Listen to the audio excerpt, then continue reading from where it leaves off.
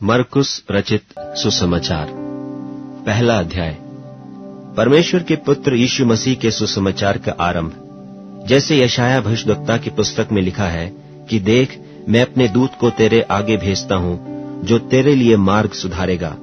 जंगल में एक पुकारने वाले का शब्द सुनाई दे रहा है कि प्रभु का मार्ग तैयार करो और उसकी सड़कें सीधी करो। यूहन्ना आया, जो जंगल में बपतिस्मा देता और पापों की क्षमा के लिए मन फिराव के बपतिस्मा का प्रचार करता था, और सारे यहूदिया देश के और यरूशलेम के सब रहने वाले निकलकर उसके पास गए और अपने पापों को मानकर यरदन नदी में उससे बपतिस्मा लिया। यूहन्ना ऊंट के रोम का वस्त्र पहने और अपनी कमर में चमड़े का पटका बांधे रहता था और टिड्डियां और बन मधु खाया करता था, और यह प्रचार करता था कि मेरे बाद वह आने वाला है जो मुझसे शक्तिमान है। मैं इस योग्य नहीं कि झुककर उसके जूतों का बंध खोलूं। मैंने तो तुम्हें पानी से बपतिस्मा दिया है, पर वह तुम्हें पवित्र आत्मा से बपतिस्मा देगा।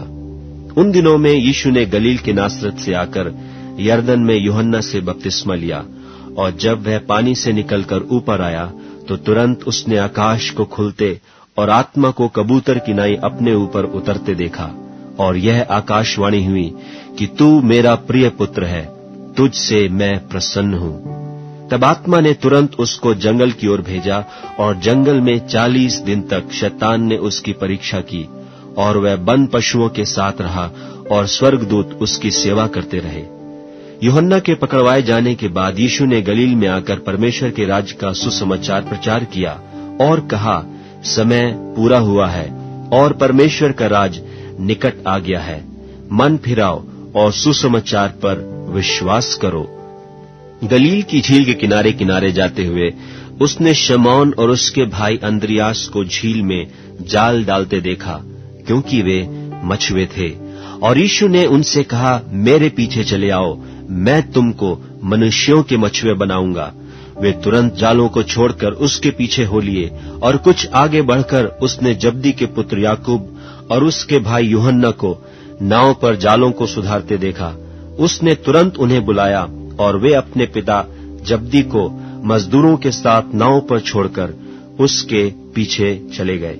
और वे कफरनहूम में आए, और वह तुरंत सब्त के दिन सभा के घर में जाकर उपदेश करने लगा, और लोग उसके उपदेश से चकित हुए, क्योंकि वह उन्हें शास्त्रियों की नाई नहीं परंतु अधिकारी की नाई उपदेश देता था। और उसी समय उनकी सभा के घर में एक मनुष्य था जिसमें एक अशुद्ध आत्मा थी। उसने चिल्लाकर कहा, हे यीशु नासरी, हमें तुझसे क्या काम? क्या तू हमें नाश करने आया है? मैं तुझे जानता हूं, तू कौन है? परमेश्वर का पवित्र जन। यीशु ने उसे डांट कर कहा, चुप रह और उसमें से निकल जा। तब अशुद्ध आत्मा उसको मरोड़कर और बड़े शब्द से चिल्लाकर उसमें से निकल गई।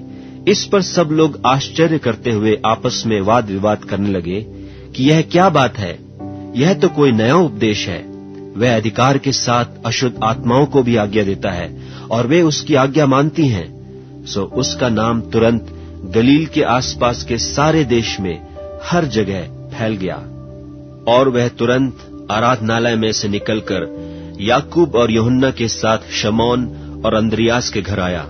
और शमौन की सास ज्वर से पीड़ित थी, और उन्होंने तुरंत उसके विषय में उससे कहा। तब उसने पास जाकर उसका हाथ पकड़ के उसे उठाया, और उसका ज्वर उस पर से उतर गया, और वह उनकी सेवा टहल करने लगी। संध्या के समय जब सूर्य डूब गया तो लोग सब बीमारों को और उन्हें जिनमें दुष्टात्माएं थीं उसके पास लाए, और सारा नगर द्वार पर इकट्ठा हुआ। और उसने बहुतों को जो नाना प्रकार की बीमारियों से दुखी थे चंगा किया, और बहुत से दुष्टात्माओं को निकाला, और दुष्टात्माओं को बोलने न दिया, क्योंकि वे उसे पहचानती थीं। और भोर को दिन निकलने से बहुत पहले वह उठकर निकला और एक जंगली स्थान में गया और वहां प्रार्थना करने लगा। तब शमौन और उसके साथी उसकी खोज में गए।